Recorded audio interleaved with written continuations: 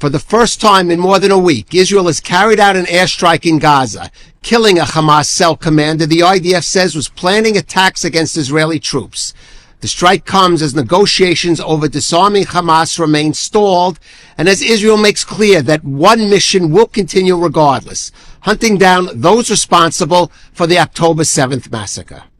After more than a week of relative quiet in Gaza, Israel has carried out a new airstrike against Hamas. The IDF says it killed a Hamas cell commander in northern Gaza who was planning attacks against Israeli troops. It was the first Israeli airstrike in the Strip in more than a week, amid U.S.-backed efforts to disarm Hamas and move forward with a new plan for Gaza. But behind the current diplomatic talks is another issue Israel says is not negotiable. Its hunt for those responsible for the October 7th attack. Israel has spent nearly 3 years identifying and tracking thousands of people it says took part in the massacre, helped plan it, or held hostages. A special IDF and Shin Bet unit known as Neely has built a database using videos, photographs, and facial recognition to identify suspects. Of an estimated 5,000 suspected participants or accomplices, the military says around 2,800 have been killed, including those killed during the October 7th attack itself, while another 300 have been captured. But that campaign has recently slowed. Israeli strikes have been sharply restricted as the U.S.-backed Board of Peace pushes a plan under which Hamas would hand over its weapons and Israel would pull back its forces. Prime Minister Benjamin Netanyahu has rejected the current terms, insisting Israel will not withdraw until Hamas is genuinely disarmed. Israel is making clear that any agreement on Gaza will not end its pursuit of those it holds responsible for the October 7th massacre. A dramatic confrontation is unfolding in Judea and Samaria between Israeli security forces and extremist settler activists. For days, the activists have surrounded Palestinian homes on the outskirts of Kusra, south of Nablus, after establishing an illegal outpost directly in front of them. With some of the Palestinians affected holding American citizenship, U.S. Ambassador to Israel Mike Huckabee condemned the outpost in harsh language. And now even National Security Minister Itamar Ben-Gvir has chimed in, saying some settlers must be stopped. Debo Klein has the story. On Thursday, the IDF and border police forces entered Kusra in an attempt to remove the unauthorized outpost that has left 2 Palestinian homes under siege. The standoff began on Sunday when settlers established the outpost next to the homes. Jeeps and a bulldozer were brought in to demolish structures erected by the settlers. It was the latest of several attempts by Israeli security forces to clear that area. The IDF has publicly condemned the outpost, calling the activity illegal, reprehensible, and unacceptable. But previous attempts to disperse the activists have met resistance. On Wednesday, clashes broke out as troops moved in, with soldiers using tear gas while trying to clear the outpost. The incident has also drawn the attention in Washington, with U.S. Ambassador Mike Huckabee saying the embassy has been involved in efforts to resolve the situation. Huckabee said the U.S. has been working with the IDF and Israel police to remove the activists and allow the Palestinian family to move freely. He also used unusually sharp language, calling those involved, quote, Israeli terrorists, and describing their actions as criminal and an act of intimidation. The incident comes as Israel and the United States maintain close cooperation on a range of regional issues, including Iran and broader security concerns. But extremist settler violence in Judea and Samaria has at times been a source of disagreement between Jerusalem and Washington. For Israeli authorities, the immediate focus is now on removing the illegal outpost and restoring access to the Palestinian homes. Turkish President Recep Tayyip Erdogan is in Cairo today, meeting President Abdel Fattah al-Sisi in what is seen as an effort to woo Egypt to join the new Mecca Joint Defense Agreement. That alliance joins Turkey, Saudi Arabia, and Pakistan in a pledge to develop joint defense projects and to regard any attack on any one of them as an attack on all. Saudi Arabia is seen as the pact's initiator after it came under continual attack from Iran since the outbreak of the Iran-U.S. conflict. Erdogan said earlier this week that the pact will not be limited to those three countries, and Turkish Foreign Minister Hakan Fidan specifically cited Egypt as a possible future member. Israeli security sources have expressed concern over the new pact, given Turkey and Pakistan's record of hostile rhetoric and behavior towards Israel. Well, joining us now on all these stories is Avi Melamed, a Middle East expert. Avi, thank you for joining us. First of all, I want to ask you, the IDF deciding apparently it was urgent enough to launch another airstrike in Gaza, take out this Hamas commander, even though it has been reported that the U.S. had been asking, or the U.S.-backed Board of Peace, Israel to restrain such attacks. I mean, why do you think Israel took this step now? Do you see it having any wider repercussions? Well, thank you for having me, Kalev. I think to a large extent it has to be viewed in the context of the upcoming elections. We should remind ourselves that Mr. Netanyahu vowed to end the Hamas rule. He was talking about the ultimate triumph. This is, of course, not happening. It seems to me like that there are two levels to that specific incident, which is to a large extent, an example of other similar incidents that happened a couple of days ago and probably may happen in the future as well. Revenge of all of those who were involved in the massacre on October 7. But then there is another level, and this is the level of the elections, and I cannot really disassociate that specific incident with the attempt, I would say this way, of Mr. Netanyahu to do some kind of like damage control, because he is coming under increasing criticism within his supportive base and his allies, particularly ultranational right wing, that, given to the fact that Hamas has not been crushed as he promised, there is some need to do some damage control in that regard. So I would associate it mostly to the issue of the elections. Right, but there is a bigger issue here because if it's a big if this process moves forward and Hamas, for example, should disarm or at least go through the motions of disarming, will Israel, for example, have the freedom of action as its vow to hunt down those Hamas terrorists, the Nukhba terrorists, who directly took part in the October 7th massacre? How do you see that going forward? Well, Kalev, I think the bottom line of such process, the answer will be no. If we will get to the situation where there is an implementation of the ground of the international decisions and the mechanisms that were set to apply, and I want us to remember there is the United Nations Resolution Council Resolution 2803 regarding Gaza that also includes, of course, the issue of disarmament of Hamas. If such a process is taking place on the ground, I think it will be more and more difficult for current Israeli government and the next Israeli government, who is likely to be a different one in comparison to the current one, to continue in this policy of continuing and eliminating those who have been involved in the massacre of October 7. So I would estimate very cautiously that that will not be the scenario. Right. Now, I want to ask you about this visit by President Erdogan to Cairo.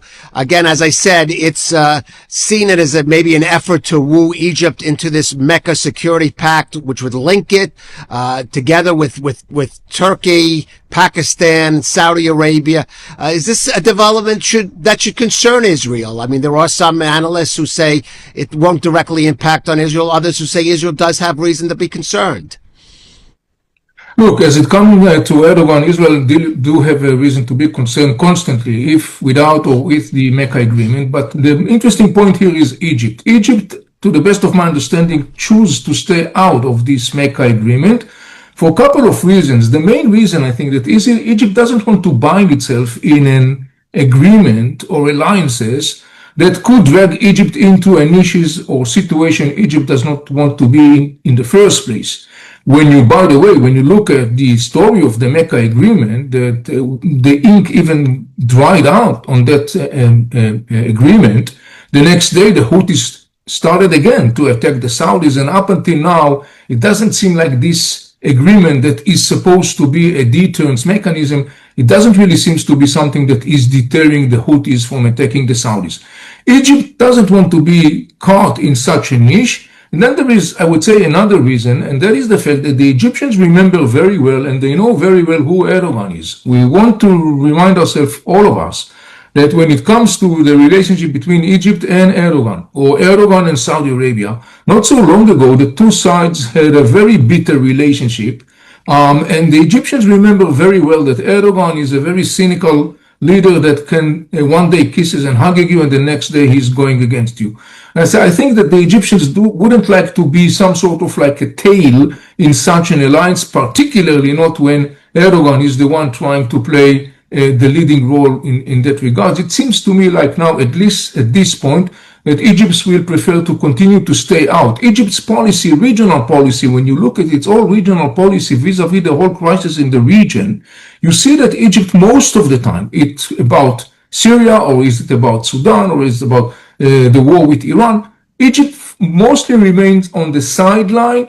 It likes to have cooperation and understanding and some sort of like engagement, but it doesn't want to be bound by some sort of like a pact that would maybe lock Egypt in an issue. It doesn't want to be there.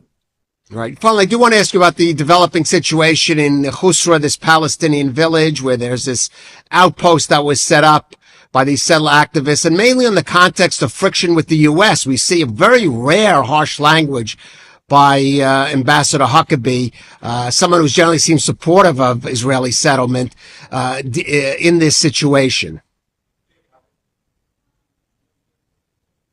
Yes, well, look, we are looking at something that has been going for a long period of time. We have to remind ourselves the actions of those right-wing, ultranational right-wing groups in the West Bank didn't start yesterday. They are clearly, deliberately carrying out those attacks. They are doing that for different reasons, both ideologically and politically. We have to remember that this current government in Israel is a friendly government towards those groups. Some would argue even that those groups get a secret or even not secret green light from parts of this Israeli government to continue their actions. And they are doing that also from an ideological reason. We are all familiar with their ideology. But I think that also we look at the timing, and the timing also is very crucial right now in the context of the upcoming elections.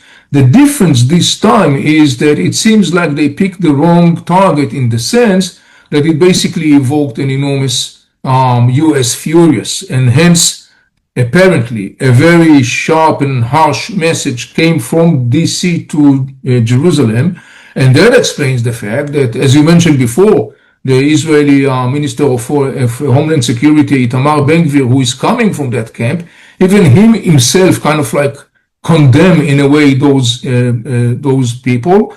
And the Minister of Defense, Israel Katz, also finally find his turn and made some statement about the need to recover sovereignty and the law and the rule of law. But it's very clear that in the end of the day, the bottom line is we are looking at something that is sabotaging Israel from many different perspectives. Clearly, of course, also in the context of the relationship with the United States, which are already tensed as for now.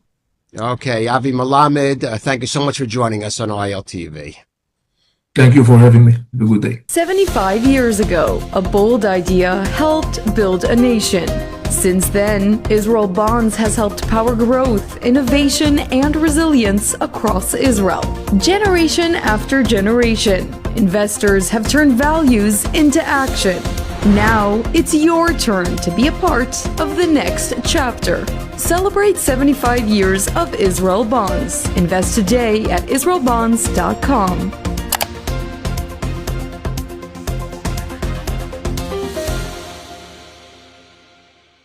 An Iranian journalist who has spent years documenting protests, women's rights, and life under the Islamic Republic has been sentenced to 15 years in prison by the Islamic regime. Yalda Ma'ari learned of the sentence on Iran's National Journalist Day. Her case falls under a new espionage law passed after the 2025 war with Israel, and the accusations against her include providing photographs to organizations linked to Israel and the United States and speaking to media outlets the regime considers hostile. Moari says IRGC agents raided her home during anti-government protests in January, seizing her phone, laptop, and electronic equipment. Last winter, just a few days after thousands of young people were killed in the streets, the IRGC raided my home and confiscated my mobile phone, laptop, and some of my electronic equipment. A month later, because I had taken photographs during the 44-day war, they raided my home again, this time without a warrant. On this occasion, they took everything, including even the cameras I had owned since childhood. I was subjected to several interrogations, and eventually my case was referred to Branch 33 of the Security Prosecutor's Office and subsequently to the Revolutionary Court. At Branch 29 of the Revolutionary Court, presided over by Judge Mazloum, I was tried in absentia without my presence and sentenced to 15 years in prison. Human rights activists say the case is another sign of an escalating crackdown on journalists and dissent inside Iran. Mouari has been in prison before for her work, including for documenting the Women Life Freedom protests. But she says even the threat of another 15 years behind bars will not silence her, vowing to continue documenting the reality of life under the Islamic Republic. For so many families, the dream of owning a home in Israel has been passed down from generation to generation. It's more than finding a house, it's finding where you truly belong. At Aliyah Real Estate, we're here to turn that dream into reality.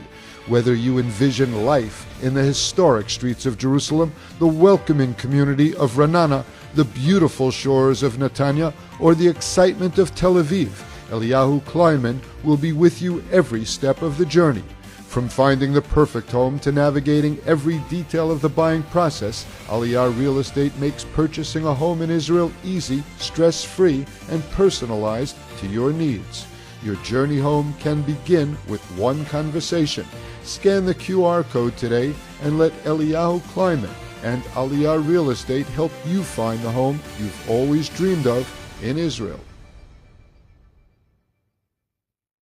Israel is sending an emergency aid delegation to Colombia as rescuers race against time to find survivors of Monday's devastating 7.4 magnitude earthquake. Prime Minister Benjamin Netanyahu ordered the mission to depart immediately, following a direct request for assistance from Colombian President Abelardo de la Espriella. Israel says it will provide a range of assistance as international rescue teams join the search. Israel's aid mission reflects the dramatic upgrade in relations between Bogota and Jerusalem under President de la Espriella, who last week hosted Foreign Minister Gideon Sa'ar, and this week announced his government would recognize Israeli sovereignty over the Golan Heights, becoming the only country to join the U.S. in doing so. At least 265 people have now been killed from the earthquake, more than 3,700 injured, and nearly 500 remain missing. Thousands of homes have been destroyed, while hospitals, schools, and critical infrastructure have also been damaged. President de la Espriella has announced an economic emergency and plans for a special reconstruction fund as the country begins to confront the scale of the disaster.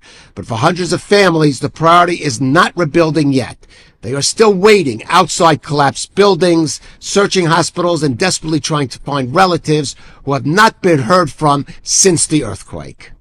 La unidad, el edificio colapsó. Mi tía, el apartamento de mi tía era este, donde está la piscina, el primer piso, que es el 102A, y hasta el momento no sabemos nada de ellos. Estamos desde el lunes, de las 10 de la mañana, para saber de nuestros familiares, rescatando gente, sacando escombros. Que estamos pendientes con mi primo, con Gerson, yendo y viniendo cuando sacan algún cadáver para identificar si es mi tía, si es mi primo, si sacan a alguien con vida para ver quién es. Entonces estamos pendientes de eso. Sí sé que hay un punto donde uno puede ir y averiguar, pero hasta el momento ahí no aparecen. Entonces tenemos las esperanzas de que ellos están ahí y que estén con vida. Organizers of the Eurovision Song Contest have passed a new rule that seems aimed at preventing Israel from hosting the competition in the near future. Israel's participation in the internationally televised event has become increasingly contentious since the start of the Gaza war. Last year, 5 countries, Spain, the Netherlands, Ireland, Iceland, and Slovenia, boycotted Eurovision in protest over Israel taking part. Despite that opposition, Israeli singers Yuval Raphael and Noam Betten have for the past 2 years come in second place, close to the first place finish that grants the winner the right to host Eurovision. But now the European Broadcast Union, which oversees the contest, has approved a new rule that states, where an armed conflict, a sensitive geopolitical situation, or any other situation materially affects the security, safety, or stability of the immediate region of a participating broadcaster, that participating broadcaster shall not be eligible to host the next contest should its entry win. Now, under these circumstances, the EBU is empowered to choose a substitute location for Eurovision. And there is a precedent for this decision. In 2023, the contest was shifted from Ukraine, which had won the previous year, to the UK. But the timing of this announcement seems to target Israel after its close finishes the past 2 years. Well, Israel last hosted Eurovision in 2019 after Israeli singer Netta Barzilai had won the previous year. Well, I spoke with Amit Harari, the envoy to Eurovision of Israel TV's public broadcaster Khan. See, I totally understand what it feels like and what it smells like in a way. Eurovision 2019 in Tel Aviv happened here.